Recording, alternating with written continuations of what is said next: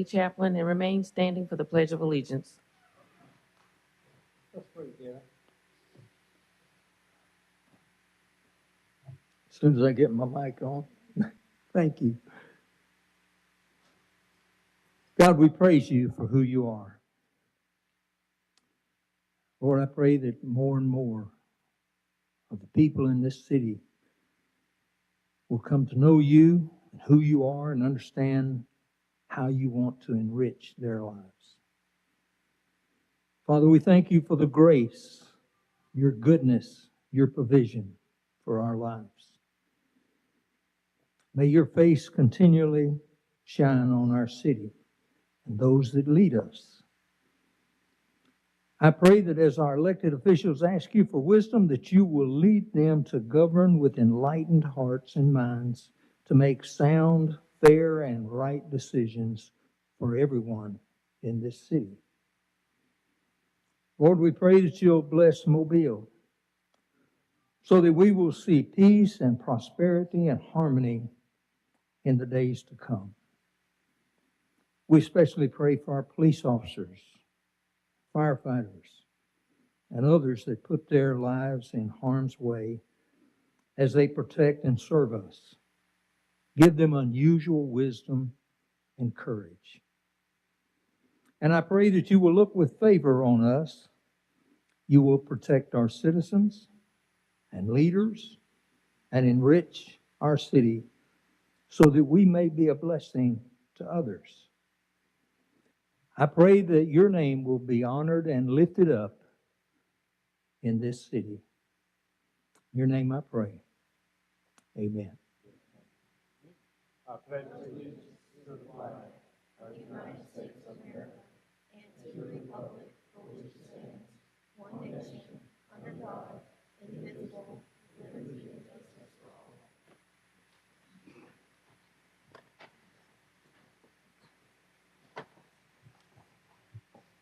Roll call. President Small. Here. Vice President Gregory. Here. Councilmember Penn. Here. Councilmember Carroll. Here. Councilmember Reynolds. Here. Councilmember Daves. Here. Councilmember Woods. Here. Statement of rules. Hey, good morning, everyone. Good morning. It's good to see everyone this morning. Welcome to our May 27, 2025 meeting. At this meeting, we do have rules. At this time, I ask if anyone have any type of electronic device, including cell phones, please at this time put it on the off or the vibrator position, the off or the vibrator position. Any person that desires to address the Mobile City Council must sign in indicating the resolution, the ordinance, or public hearing agenda item before entering the meeting. When addressing the council, the speaker must give his or her name.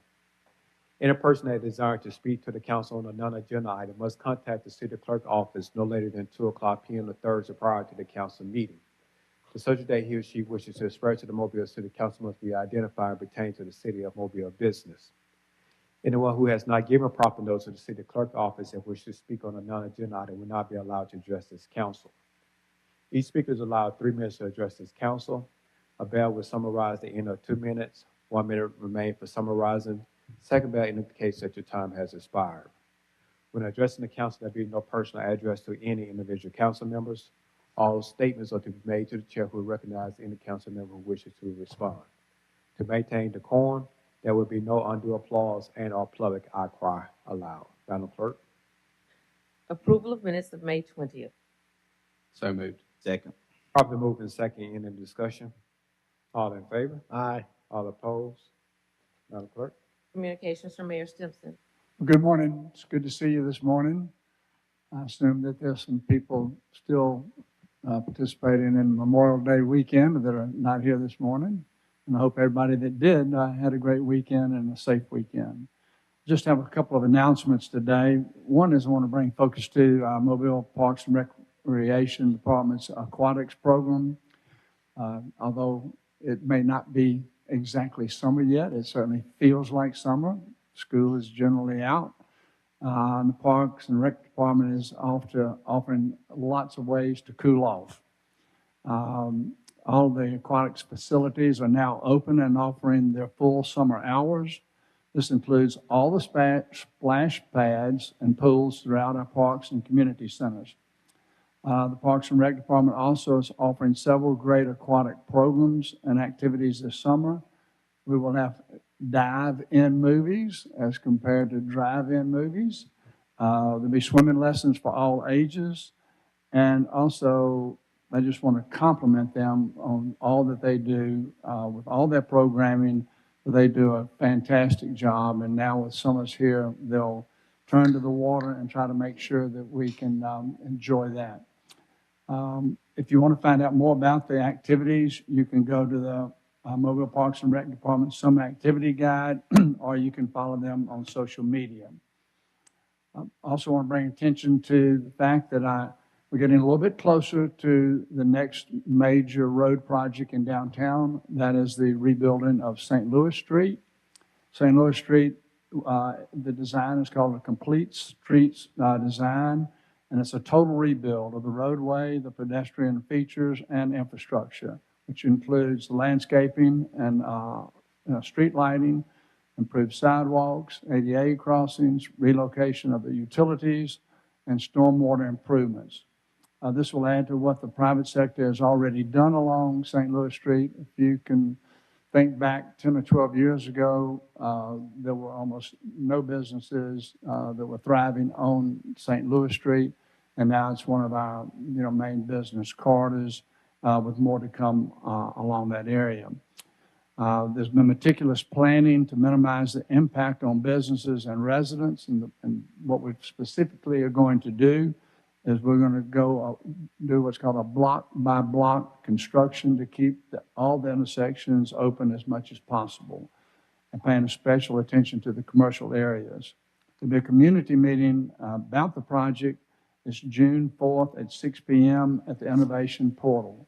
Anybody that's living or working on St. Louis Street, I would suggest that you be there because it'll be very fact-finding and very helpful to understanding what the complete project looks like. June 4th at 6 p.m. at the Innovation Portal.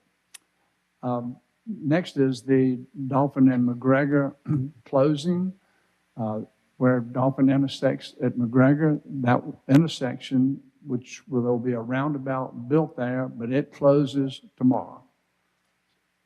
It closes tomorrow. There will be no traffic coming down Wimbledon Drive, going to Dolphin, or anywhere north and south on McGregor at that point. We've been asking motorists to plan for an alternative routes. This is going to take a while, probably won't be completed until the calendar year end. And we realize it's disruptive. It's just like a lot of the other projects we have to do. We don't know another way to do it other than to completely shut it down, to give the construction crews the opportunity to do what they need to do. Now, what's already been done, a lot of the project has been completed, but it can't be used as a connector right now because of the outlets and where the traffic will ultimately go. So what we'd like to do is just share, give you a sneak peek at what the project looks like at this point in time. So Aaron? Big purpose of today's discussion is making citizens aware of the closure that's about to take place on May the 28th. Before, the commute through here was pretty tough, especially in the peak hours in the morning and at lunchtime and the afternoon. The traffic backed up very, very badly.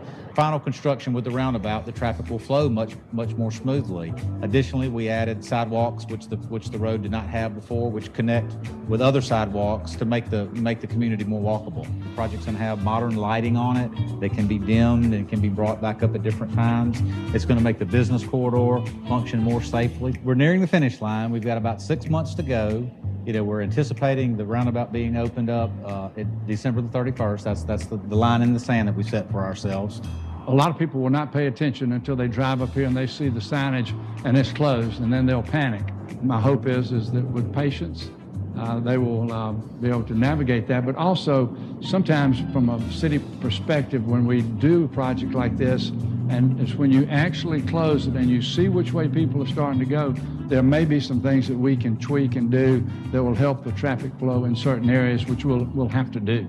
And then a lot of these things that have been on the books for so many years, and being able to see them be completed, the completion just within a stone's throw away is really gratifying.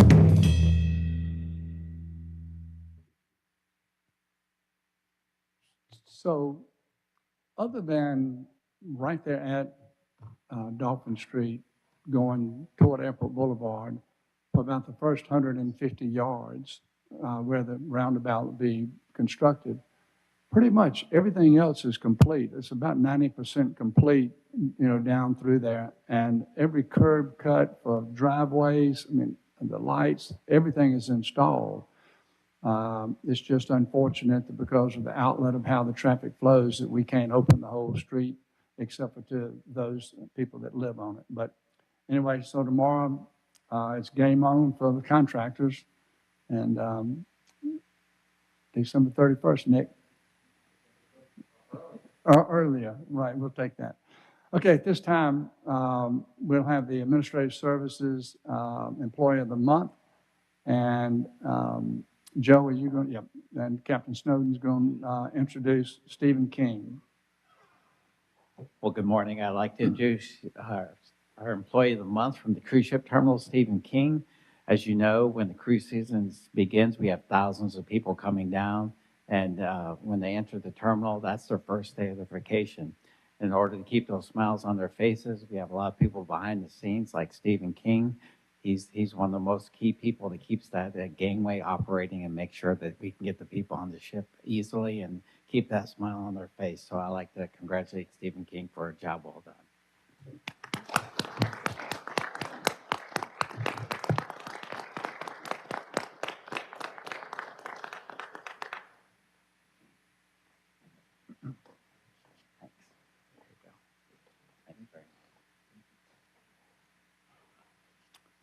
So, Mr. President, that concludes my remarks.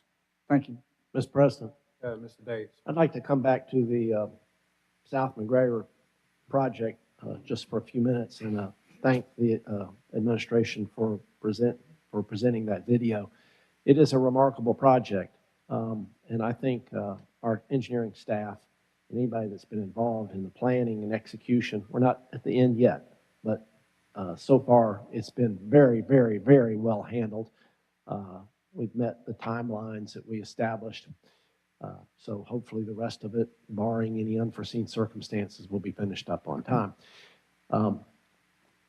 When the project is complete, not only will it very much facilitate traffic through that intersection, the Dolphin-McGregor intersection, it is going to move, the traffic's going to move much, much faster. But the change in just the physical appearance of McGregor from Dolphin down to Airport Boulevard is just absolutely remarkable. And that video showed some of it. It was, the problem with that piece of road was that it was originally a country lane that turned into a very heavily traveled piece of real estate. And this project does both things. It makes it work better for traffic, and it's just a beautiful enhancement, not only to the road itself, but to the houses that face the road. So it's a great project, and again, I want to commend everybody. I said from the very beginning to my constituents that when we got to closing the Dolphin-McGregor intersection, it would be hell. And it's going to be hell, but I think we're in as good a place to face the hell right now as we can be. As the mayor has indicated, we'll have to see how traffic moves after the intersection closes and maybe some tweaks to help it flow better. But I think we're as prepared as we can possibly be for that closure, which is going to be very difficult for 6 or 7 months. Thank you, Mr. President. Madam Clerk. Monthly finance report.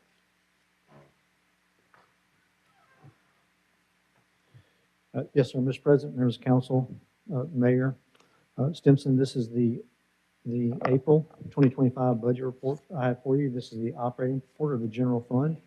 A couple of things to keep in mind as we go through the report. We're also in budget season. The council is required to pass the budget on September 30 legislatively. September 20, that's legislatively you're required to pass it by that time. We're required to have the budget to you by August 20 of each year. Our goal right now is to have the budget to you on July 25th, a few weeks early, so that everyone will be able to discuss kind of particulars of the budget as we go through, with a formal budget presentation to be made on August 20, or the first council meeting after. But this is a big budget. There are a lot of things we're going to need to take into consideration. We want to make sure we get that right. And we also are projecting, for budgetary purposes, we are projecting revenues relatively flat for the year. We'll get into that in just a minute. We don't expect any substantial increases for 26. And we also think we can reasonably expect that there are going to be requests for additional public safety funding in the budget that's coming up for fiscal 26. So we're going to budget operationally conservative, not that we haven't in the past, but operations will likely be pulled down just a little to make sure that we can fund the public safety personnel needs that we can all expect will be reasonable for the budget that comes to you at the end of July. With that, I'll go over just a couple of highlights on this budget report. On page 1, I've highlighted at the top beginning balance and ending balance. At the bottom of the page, you'll see that our reserve fund is $58,626,210. That doesn't change month over month. That's a static number. Just below that, you'll see our general fund operating balance, what we used to call the unassigned fund balance. We started the year at $104,757,000. We ended the month at $108,404,000. So it was a positive month, cash flow wise and deposits for the month of April. Operating the next page, where I don't have this highlighted, just as a point to note, at the top line, sales tax, that number appears to be just a tick under budgeted. We're actually right on budget. There was a series of refunds, sales tax refunds that are commonplace. That's not anything outside of the norm. Those sales tax refunds came out of the deposit balance. So we've actually collected right on budget. We just simply had to do some refunds, and that's, again, standard operating practice as you get to any city for its operations. Moving through the budget report, just to get you to a couple of highlights on page 4. The bottom of the page, you'll see that our year-to-date budget was $232,556,000 for revenues. We are currently at $229,267,000. If you take into that, the count those refunds, we're actually just over $231 million. So we're right on track with our budget for revenues for the year as we anticipated. In the middle of the page, page 4, over to the left, you'll see miscellaneous revenue. And you'll see 3 line items: dividend income, interest on idle funds, and interest on investments. You may recall that we made some changes to those funds at the last city council meeting, where we adjusted those revenues to get them properly allocated. That change took place this month. So when you see next month's budget report, those new numbers will be reflected. The total revenue won't change substantially, but the classification of the revenue certainly will. And they'll be on par with what was approved. Moving through the budget, all of the departments appear to be operating functionally. If you get to the last page of the budget, page 8, at the bottom, you'll see highlighted to the right, $219,724,000. That's what we budgeted for the year-to-date budget through April 30. Through April 30, we actually spended $184,253,000. We do have some additional expenditures that will take place for the last 4 months of the year that will bring that up, but we are substantially below budget on our expenditures. And then the last line you see there for the net income or loss for the year, as we said at April 30th, we were at $45,013,000 to the good operations, revenue versus expenses. With that, I'll be glad to answer any questions you may have or attempt to answer any questions if anything that we can't get to today. The questions or comments from the council? Yes, sir. Mr. Collins, I'd like to go back to page 4 and on total revenues before transfers. And the year-to-date actual is $229 million versus $226 million last year, so about $3 million more than last year, correct? I believe that's correct, yes. So it's about 1.5% more than last year at this time. Yes, sir. Do you have any predictions to make as to how we'll end up on this line item at the end of the fiscal year? We think we're going to hit budget. We don't see anything. There's some internal transfers, and those can be from grant programs, other outside No, but activities. just in terms of operating revenues. We think we're going to be right on the number. Pardon me? We think we're going to be right on the number on Right operating on the revenues. number. Yes, sir. Right on the number. And if we were right on the number, what, as a percentage increase over the previous fiscal year, what would that be? I just can't recall. It's going to be relatively flat to last year. We level budgeted last year. The law provides us to budget increases the same percentage year over year. Example is if we'd seen a 5% increase in revenues last year, year over year, we could have budgeted the same this year. We did not do that for this budget. We level budgeted our revenue, and so far that's paid off because that number has been met. We did have some concerns. The mayor and I sat through a few meetings with the state, and everyone across the state was concerned that revenues were not going to increase. Obviously, there's a lot of unknown. So we made the decision to budget conservatively. There was a small increase 23 to 24, but we didn't feel comfortable budgeting that increase. So we level budgeted, and so far we've hit it nearly on the number. Okay, thank you very much. Yes, sir. Mr. Carroll? Well, thank you. Ms. Collins, you mentioned that operations would have to be lowered in order to meet the increased cost in public safety. Do we have any idea right now where that cost out of operations is going to come from?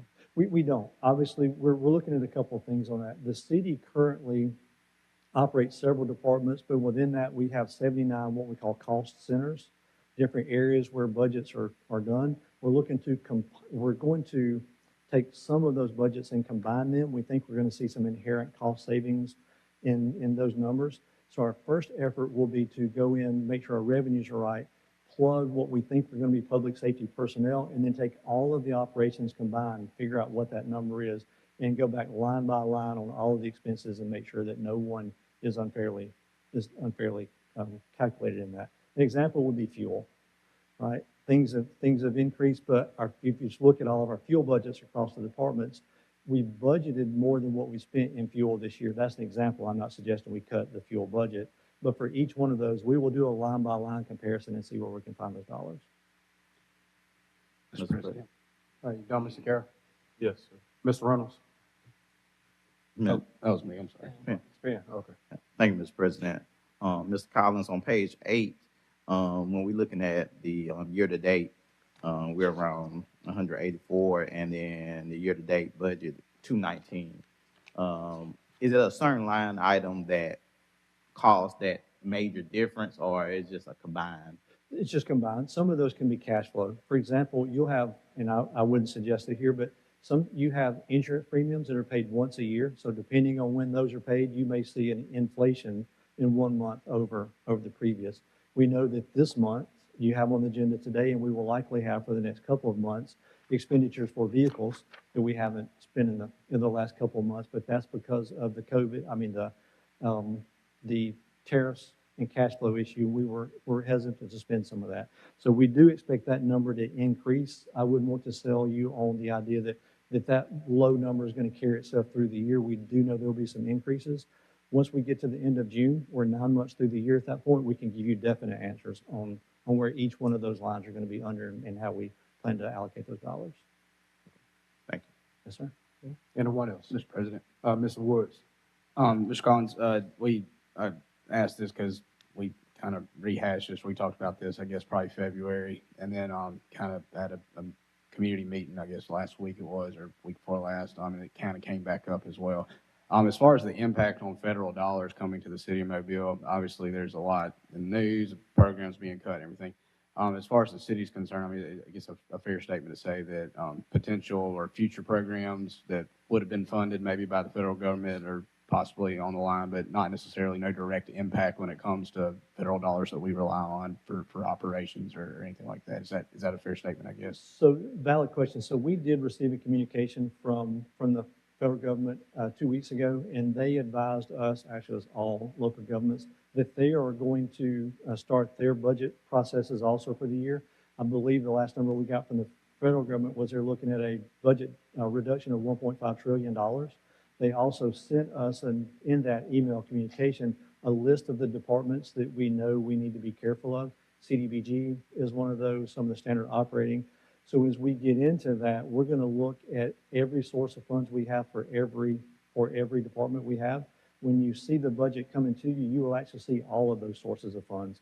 So you'll see federal dollars, grant dollars, CDBG, anything similar. You'll see all of those in one document, and you'll see what we think those future dollars are going to be going into 26. So we will recapture what we think are going to be federal threats to those dollars in the 26 budget. Gotcha. Thank you. Yes, sir. Mr. President, Ms. Reynolds. in regards to the expectation that we're going to see an increase for MPD or public safety in the next budget, currently we're $8 million behind on the spend that you do expect that by the end of this budget year, we will catch up in these expenditures?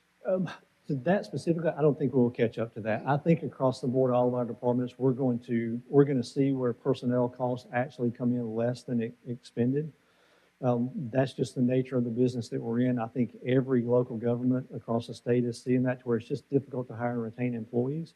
With that, we're going to have to make sure that we budget worst case scenario. When I say worst case, I mean financially, not staffing. We want to fill all of those positions. So we will budget them as if they're fully filled for the year.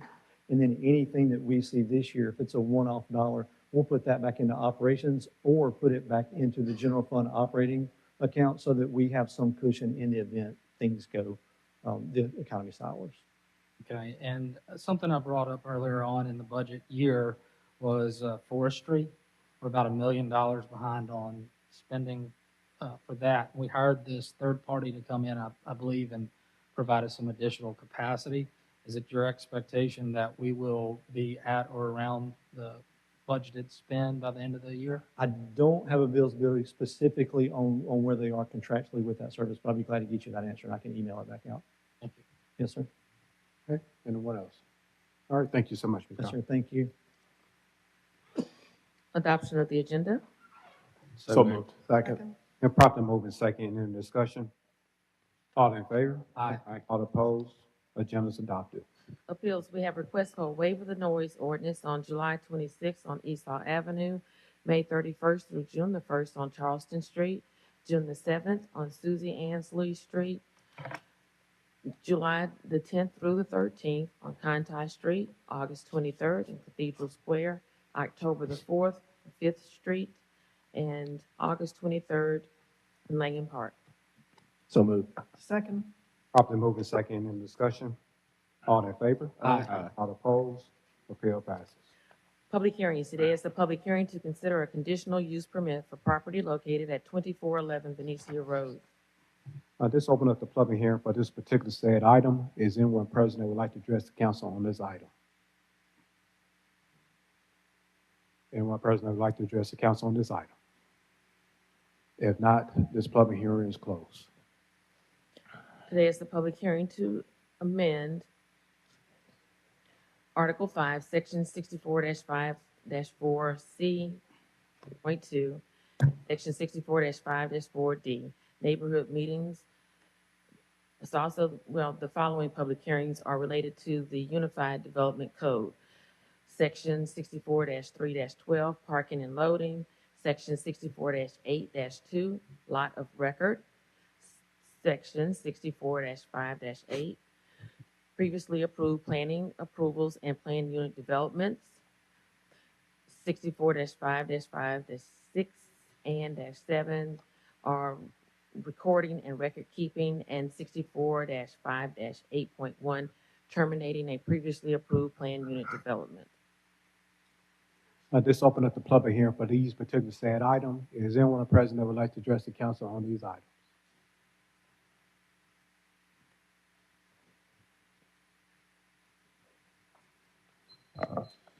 Thank you, Madam City Clerk. Reggie Hill is my name. Before I begin, I would like to suggest that just as we do these property public hearings, that we would single out these as well. People may want to express a little more deeply than what time would be allotted to put all of these into one presentation. So that's just a suggestion. But let's look at this. I remember my good friend from District 4, Mr. Williams, when this came about with the Unified Development Code, and there were a lot of alarming presentations made by the administration. Now, one thing that this body has touted over the years since the inception of the UDC is that this is something that we can't just go back and change. I think this is an example of how we can at least make some adjustments to this body of work because it is so influential in the city of Mobile, and it determines so much on about how we develop our cities and our neighborhood, our city and our neighborhoods. But I want to look specifically first at the neighborhood meetings. I believe that if there is anything put under this code that is saying we're not going to meet with the individuals in the communities that are going to be most impacted, that's not only alarming and a red flag, but that's not a good move for us to make, and it's not going to be advantageous for our people. The department with planning can attest to some properties within District 2 even, where the signage was not even put out properly, where our rules say that people within a 3,000-foot radius have to be notified of these events, and where people were not notified within that same radius. I would like to see this actually go towards the entire district. Now, it doesn't mean that we have to go throughout the whole city learning what's going on, but if something is moved inside a district, that's going to impact everybody that stays there. Everybody's in that zip code. You can look at even some streets, whereas you might go outside, I said 3,000 foot, 300-foot radius, So it's even smaller. So I guess we should want it to expand because some people on that street that would be on the same street would not even be notified about something that's going to happen in their area. So I think it's very alarming if we're going to see anything that's changed. They're saying we're not going to allow the citizens to meet with potential developers on things that are going on in our community. And this is as well with the existing planning approvals. There was a time in which anything that went before the Architectural Review Board, even the Planning Commission, even, it would come back to this body. The way that the UDC code is written now, that's not possible. And I think that is a very alarming piece to the public, meaning that these people, again, who sometimes sit and serve 3 to 4, 5, 6, 7, 8 years, however many, when there's a different insight from the administration or even seated here at this dais, you would still have people who have those old positions determining how we move forward in the city. And so that's something that needs to be looked at as well.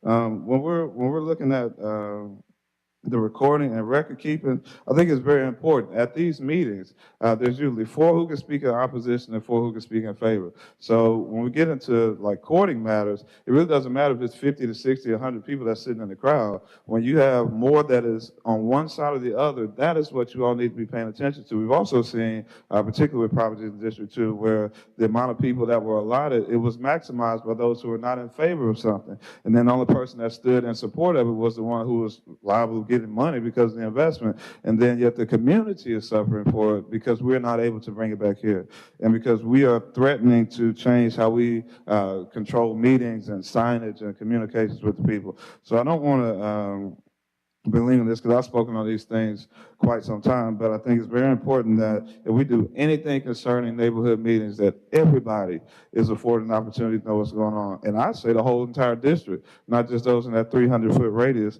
And I think that we should need to find a way in which we can get those approvals back to this body for a final decision being made, because too often it's being overlooked, the expectations of the community, they're being ignored, and then eventually down the line, like we've seen with so many development projects in the city, we end up having to pay for that on the back end when we could have solved it at the beginning. Thank you on the floor. Mr. President. Mr. Woods. This public hearing regarding these items, it was referenced that regarding community meetings. Community meetings are vital to the process of rezoning and notifying neighbors. There's adequate notification sent out. Obviously, if you're a homeowner, many times if you're not in the proximity mandated by the UDC, I mean, at some point you have to limit, or you have to set a boundary. So that's not being adjusted here. There's notifications will go out. Really, to me, the core of being adjusted in this is the meeting shall be held on weekdays between the hours of 5 p.m. and 8 p.m. for at least 1 hour in duration. Also, meetings must be held in a public or institutional building, such as a school, library, community center, or similar facility, which will accommodate the anticipated attendance. The meeting shall be located near the proposed site, but not more than a distance of 1 mile from the proposed site. If there is no adequate facility to accommodate the meeting within such distance, then the meeting shall be held at the nearest available facility with the prior approval of the director. What this sums up, these changes are vital to, number one, as a guy that represents neighborhoods. I mean, that's the biggest industry in District 6. And in the past 6 months, and sitting on planning commission, in the past 6 months, there's been 2 meetings that I know of that were held outside of this area. And neighbors weren't able to go find the meeting. It was held 5 miles away. Also, it was held at 3 o'clock or 4 o'clock. That's not a time. What this does is this establishes some parameters to where really positively to impact the neighbors so that they can attend a meeting. The meeting has to be between 5 and 8, after hours where people can attend. It has to be within a proximity of 1 mile in a public facility. And another key is that the meeting shall be located near the proposed site, not more than 1 mile away from it.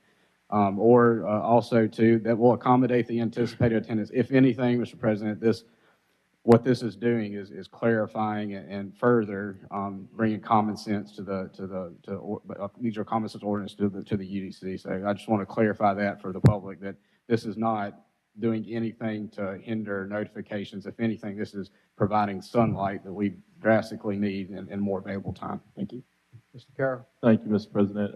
Thank you, Mr. Woods, because I was about to reiterate those same statements after reading everything. One more thing. There are those of us on the council who are also in agreement that there are some things in response to public outcry that the council may want to reclaim as opposed to letting those go to circuit court. And that conversation is ongoing. I think that those changes may come maybe in this term or the next, but I do think that there's some council powers that have gone a little astray with the UDC, and we have discussed those. So as time prevails and we see how it works, if those need to be reclaimed by ordinance, then we can make those adjustments. As we said when the UDC was passed, not all of it was perfect. It was a working item, and that if there were things that needed to be changed, then we could change them, and that's what you see happening now. Thank you, Mr. President. Is there anyone else present who would like to address the council on these particular said items?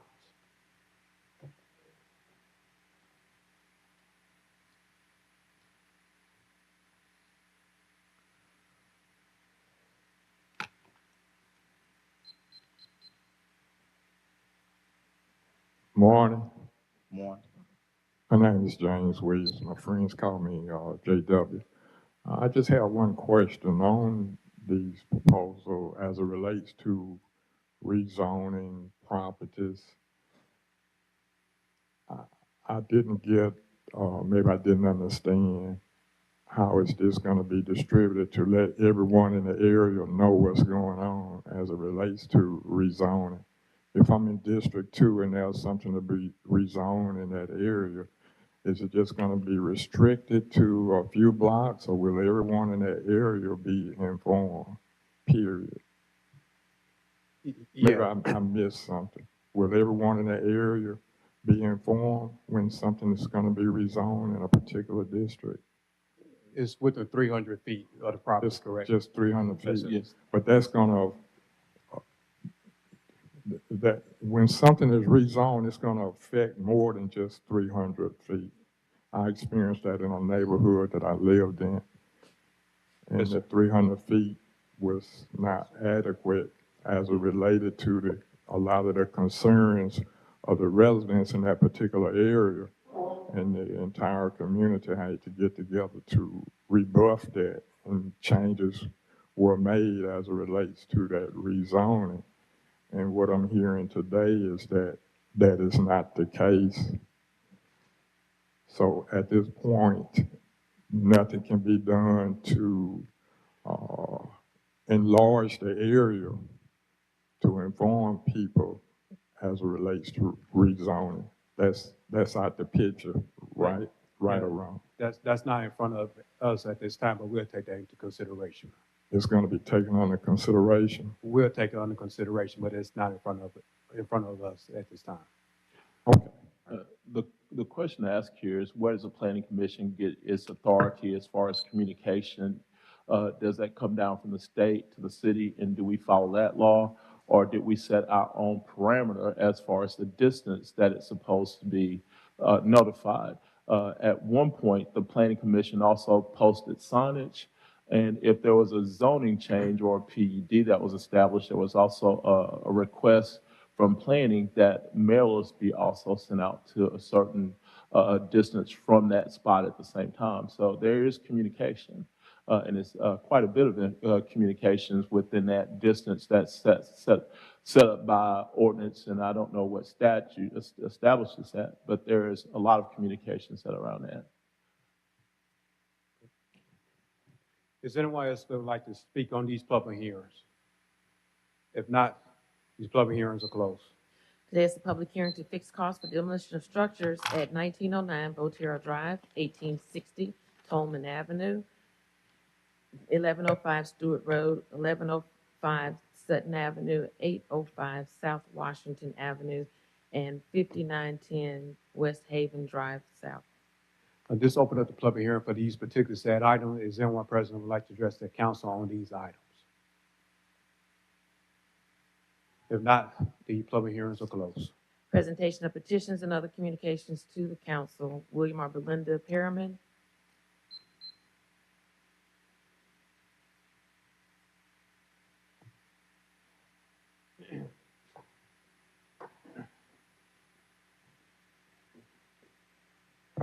Good morning. I live in Carver's Court, and it's. Get your full name. Huh? Your full name. Oh, Belinda Perriman.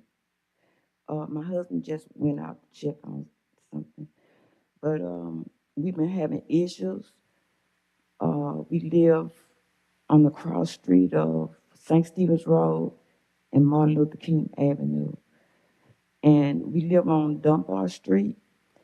And the problem that we've been having is the clubs behind us and the street. Our street is stay full with the petitioners, and it's been killing, stabbing, fights just this past Sunday morning, every Saturday night until Sunday mornings. Is the club scene, which I have nothing against that, but it's just the idea of how they disrespect the neighborhood when they cook and serve food, they trash it, but we clean it up because we live out there. But we cannot rest, and we've been complaining for like probably more than 5 years. Calling police. Sometimes they come, sometimes they don't. I had a daughter that visited from North Carolina probably about a year ago, and she couldn't sleep because of the activity. And that same particular night, this guy got killed, and he stayed in his truck, and that was horrible. This was just last year. And the club, I was told that is different activity goes on in those clubs. I'm not sure, but it has to be something.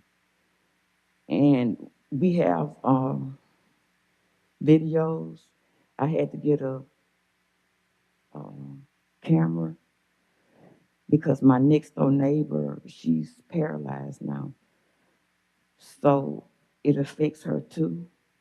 And we are the only two on that side of the street, across the street, all those houses, and it's real dark. And we've been asking if they can put no parking signs.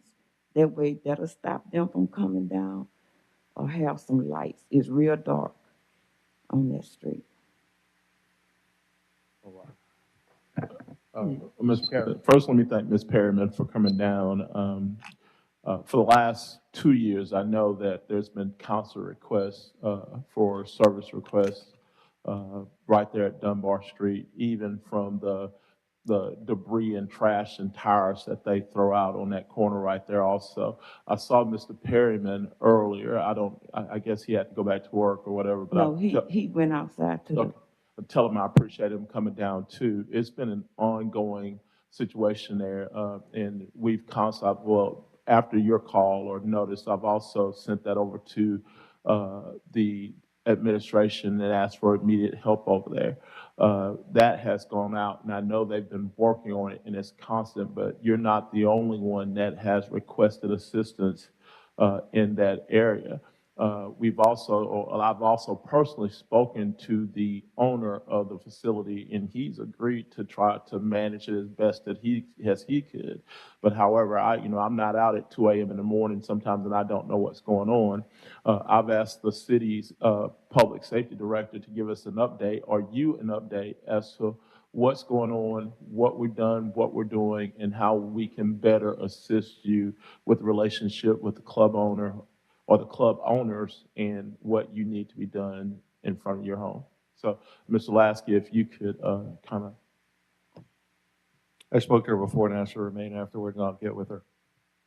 Okay, so you have spoken with it? Oh, okay, so we have okay.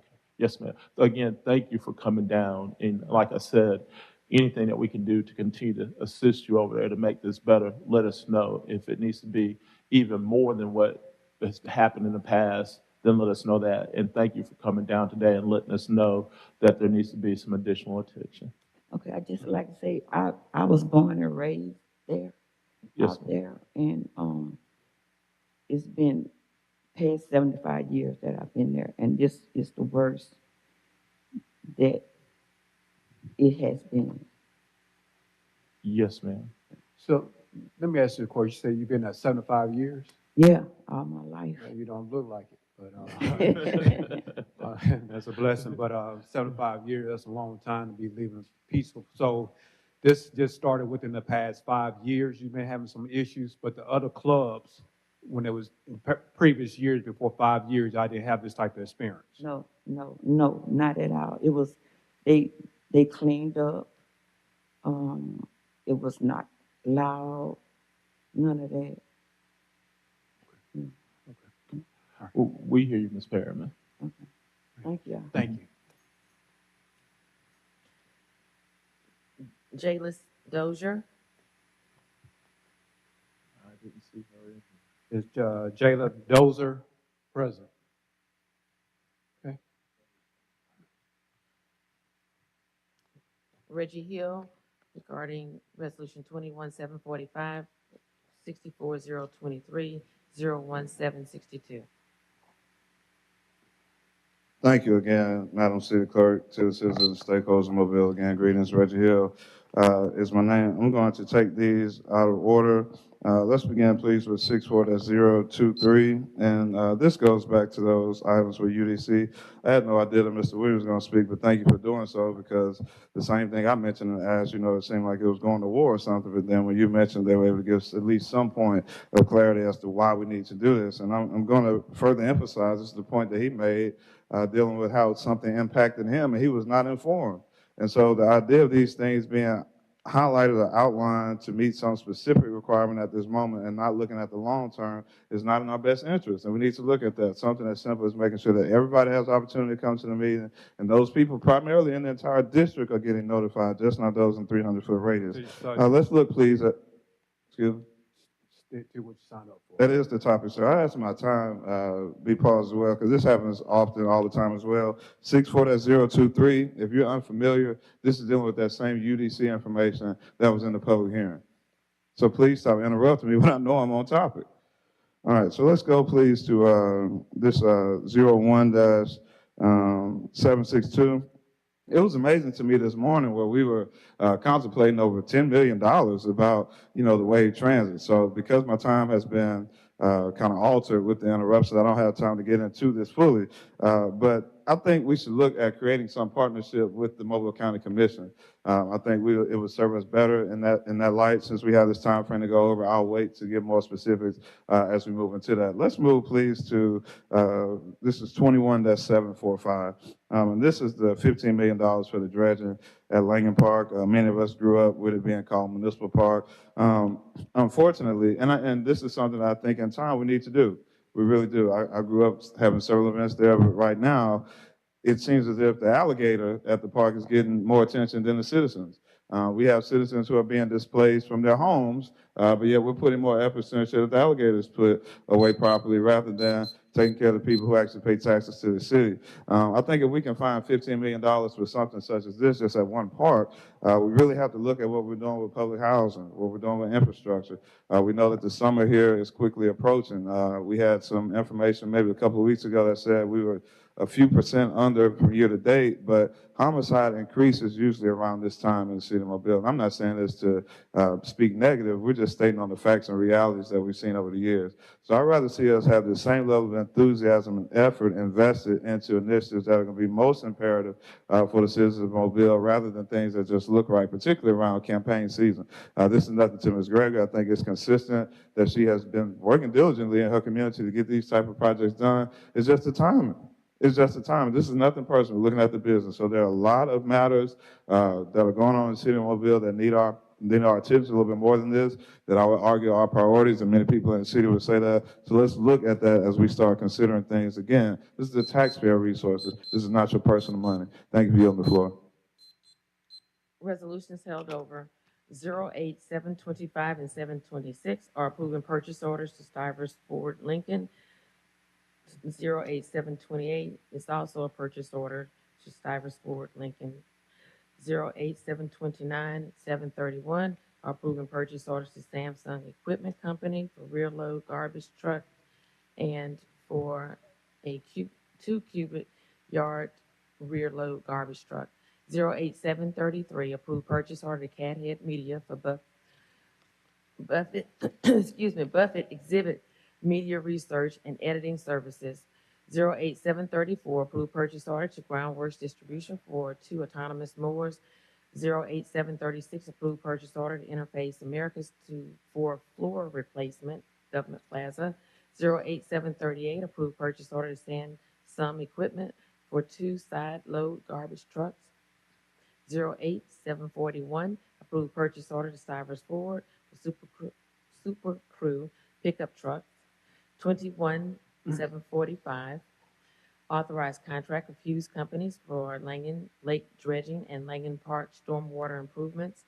And 47, 746 consider a vacation of city right-of-way for property located at the corner of Dolphin Street and Sage Avenue.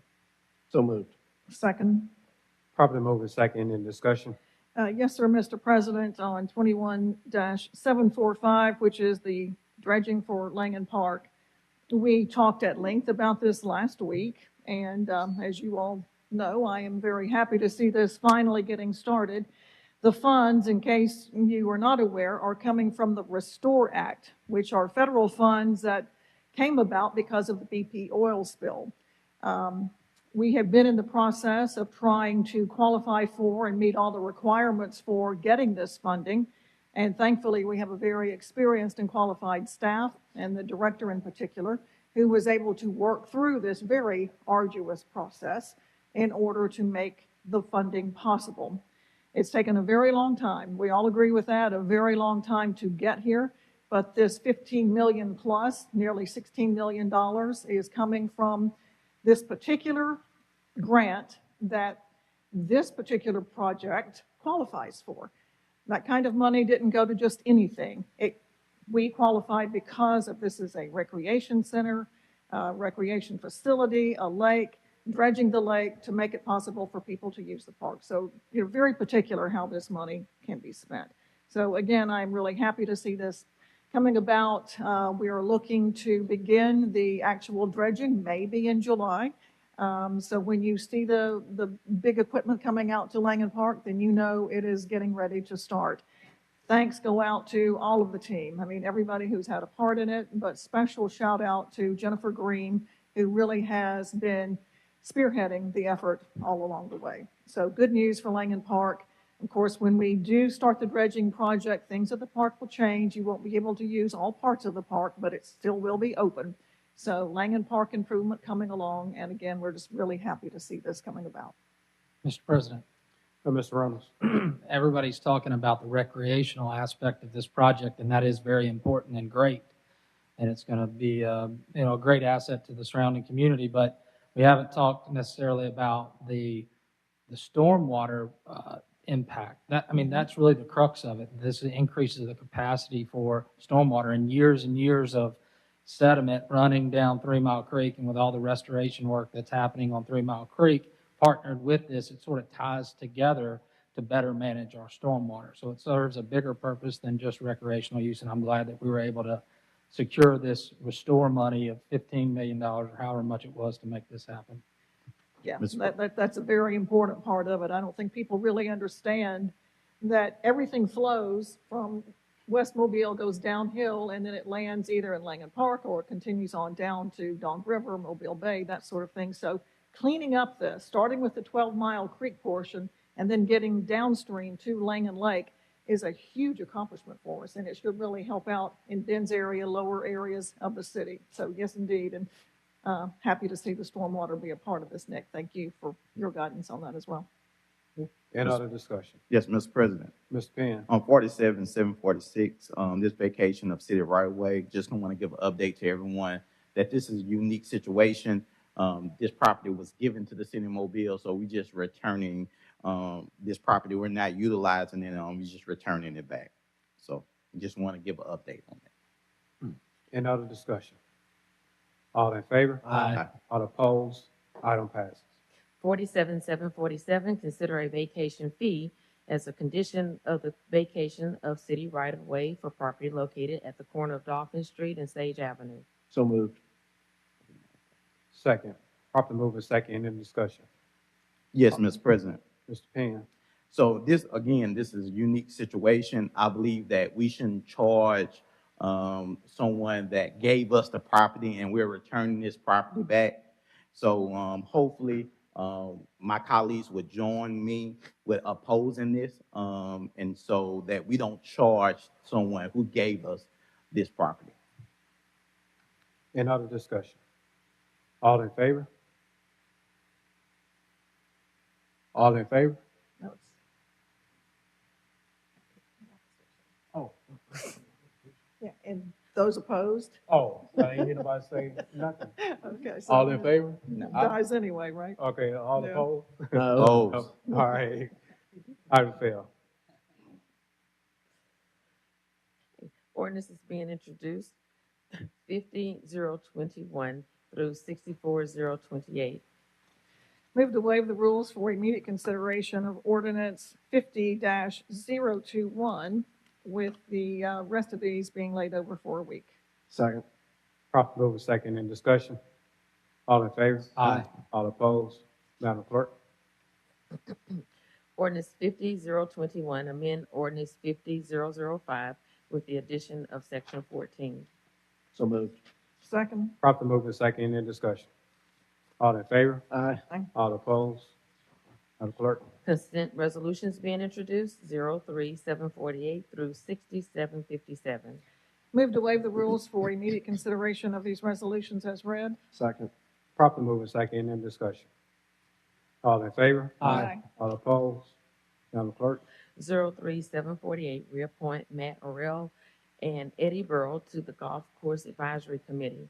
4749, 750, 751, 752, 753, and 754 are fixing the cost for demolition of structures at 1909 Volterra Drive West, 1860 Tolman Avenue, 1105 Stewart Road, 1105 Sutton Avenue, 809 South Washington Avenue, and 5910 West Haven Drive South.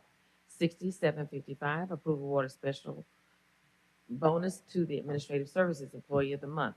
6756 and 757 are determining appropriations to Honey Consulting and Stewart Memorial CME Church serve a public purpose and approve payment. So moved. Second. Properly moved and second. In discussion?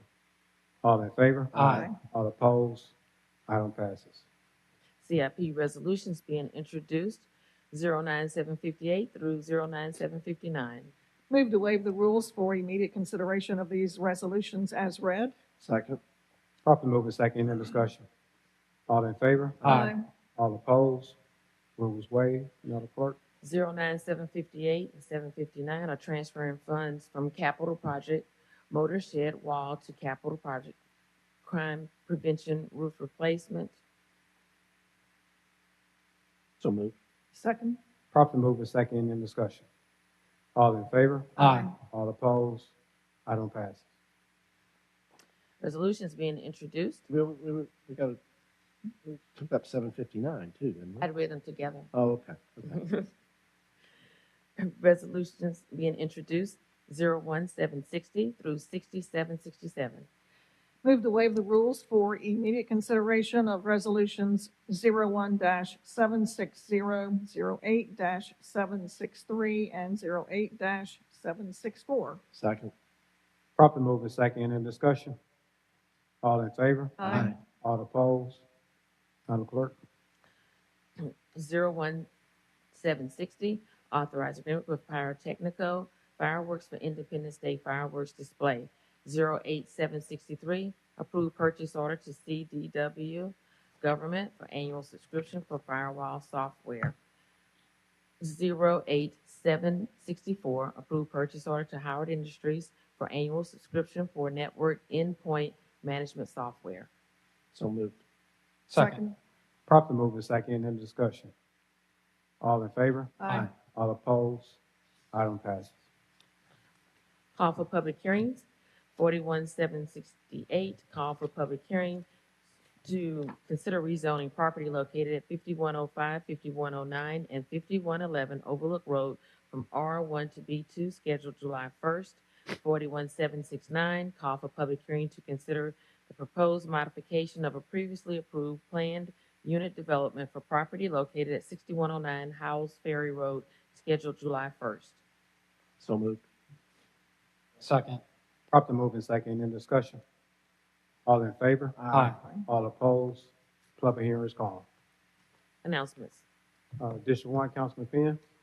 Thank you, Mr. President. I want to give a big shout out to the Mobile Medical Museum. I received the Community Leadership Award, and so I want to thank them for thinking of me and presenting me with that particular award.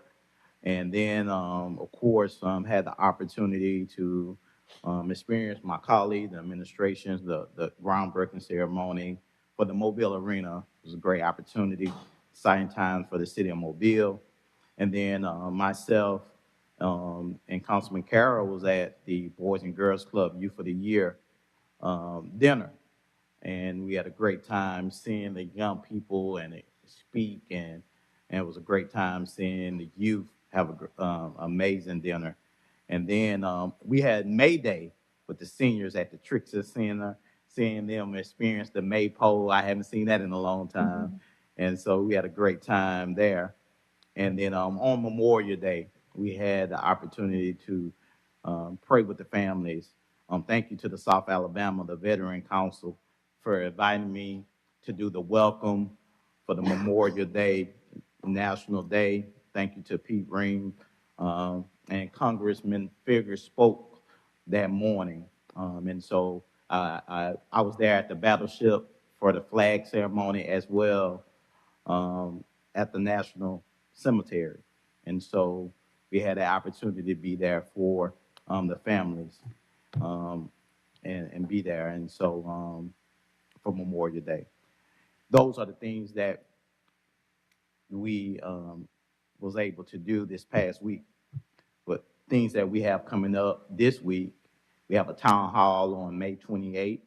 The speakers that will be there, Director Lasky, Curtis Graves, Kendall Young, myself, Mrs. Fisher, and Dr. Ashley Williams at the Dodge Community Center at 6 p.m. on May the 28th.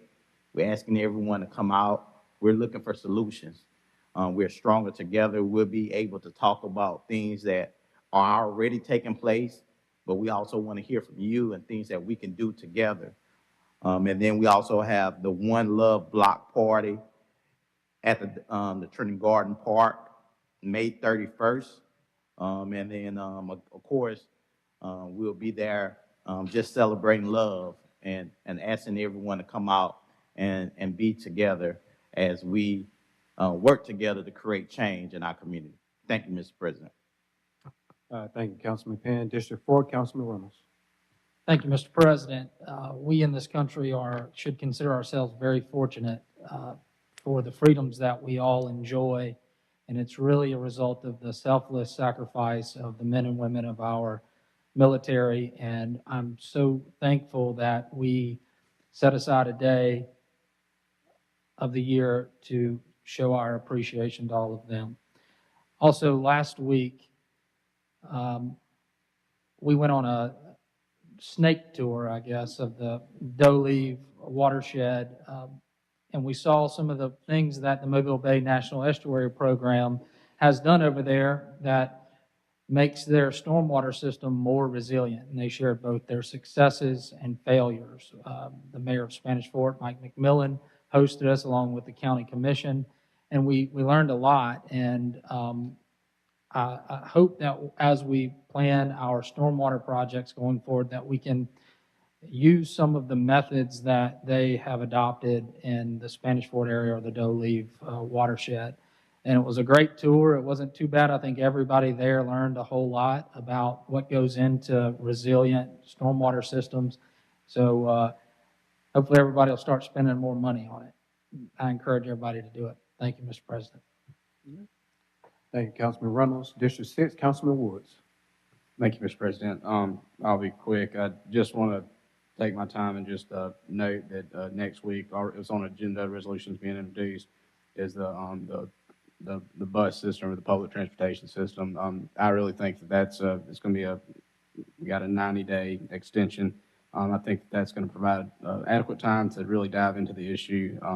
I think everybody across the city can see that the bus system, something's got to happen, something needs to happen, some changes need to be made when it comes to how we get from here to there. But I really do appreciate all the work that Mr. Collins has done, and looking forward to kind of diving into this year over the next 90 days. I appreciate it. Thank you. Thank you, Councilman Woods. District 5, Councilman Days. District 2, Councilman Carroll. Thank you, Mr. President. Since you or Mr. Reynolds didn't mention this, let me thank the administration for finally getting that houseboat out the river. Man, thank you so much. It makes it a little bit safer in that turn coming back out into Dog River right there. It is truly a blessing to finally have that out. Thank you, guys. On June the 4th from 6 to 7:30, there will be a community informational meeting about the St. Louis Street rebuild. And that is about all 17 blocks of St. Louis Street and the change in the way the infrastructure is going to look, from curb bump outs to bike paths to parking to everything that's happening in the streetscape. And when I say streetscape, I'm talking total streetscape, from sidewalk all the way out to the center of the crown of the street. So if you'd like to know what's happening there, please come out June the 4th from 6 to 7:30. There have been a lot of questions about this project over the last 2 years, when it was going to start, how it was going to look. This is the opportunity for you to come out and actually see this project and how it's going to work. Also, this Sunday, we sent information to Stewart Memorial Church in reference to some painting that was going on. Those of you that are in that area, please see Reverend Marvin Liu and everyone that's involved with that over there. Also, over at Tabernacle, please see the pastor there in reference to that project and what's available for you with those resources. And lastly, I continue to ask everyone out to come out and support a festival down the bay at Prince of Peace. It's a great opportunity to help the parish enhance the community. Those of you that live close to Prince of Peace know all that they do to help, from food drives to clothes closets and all the things that they do to help the community down there. Please come out and take a shot at me and try to sink your council person. I think it'll only be $1, but for every ball you throw, it's a contribution to the community down there. Please come out on the 31st. And again, I encourage all of you council members, other than Ben Reynolds, who tried to sing me about 17 times last year, come out and please enjoy the weekend with live music and everything else as we try to enhance our Down the Bay community. Thank you, Mr. President. Thank you, Councilman Carroll. Vice President, District 7. Thank you, Mr. President. I want to thank Parks and Rec, the Hillsdale Homeowners Association, and Friendship Missionary Baptist Church for preparing for and for hosting a recognition for some of the trailblazers who helped found the communities in Hillsdale and Mobile Terrace and other areas along Cody Road.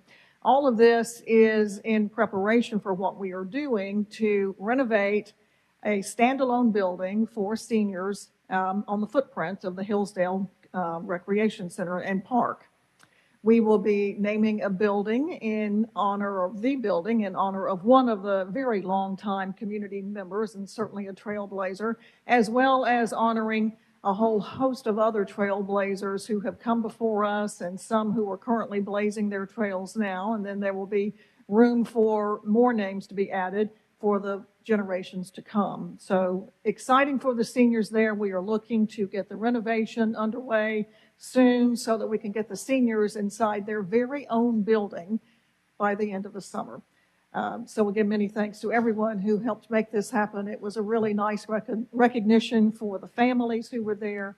And I look forward to getting this building done and seeing those seniors in their very own building. Thank you. Thank you, Vice President, and greetings to the citizens of District 3. On last Tuesday, we had an opportunity to have a meeting with the Oakdale and Maysville community, discussing about the future of Taylor Park and also replenishing houses in the Maysville community. I would like to appreciate all the head directors, Lasky, Amberger, and even Mr. Collins. Thank you all so much for coming out, and all the city council help and other city employees who came out on last Tuesday. I really do appreciate you all so much for coming out on last Tuesday. And this is just a word of wise for really everyone who hear my voice. On the past couple of weeks, I have been receiving a lot of scam calls, and these people are very sophisticated. They are now calling from an actual bank number. So if you're receiving phone calls and you think it's kind of funny and you have a doubt, just hang up and call the bank right back. I had an opportunity a couple weeks ago to call my bank after I thought it was a suspicious call, and the bank told me to turn around and call this number here. That's the same number that the scammer was calling from. So if you have any doubt whatsoever, and because these people are very sophisticated and they have more information than you think they probably have of you, please just hang up as soon as possible. Okay. Anything from the administration? Motion to adjourn. Properly moving second in discussion. All in favor?